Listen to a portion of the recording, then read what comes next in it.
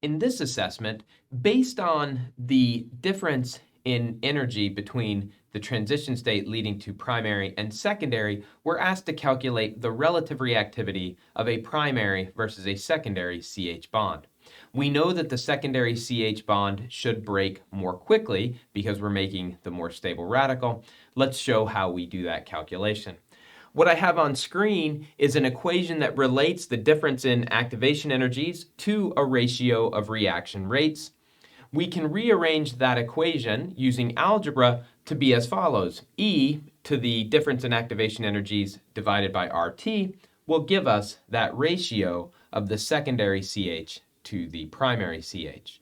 We're going to assume this reaction is at 298 Kelvin.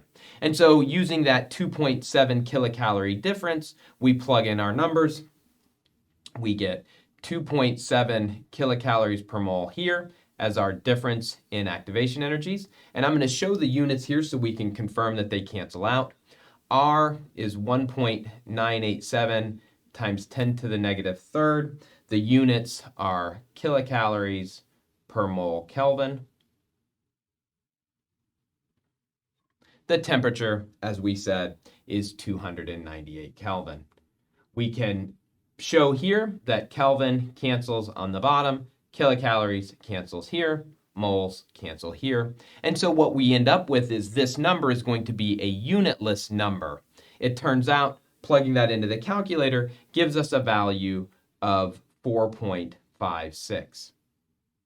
E to the 4.56, when we do that calculation, gives us a value of 96, which is equal to that ratio of secondary to primary. If 96 is equal to the ratio, we essentially know that there's a ratio of 96 to 1. So the secondary CH bond breaks 96 times more quickly than the primary CH bond. And that's what we would expect based on the relative stability of the two radicals.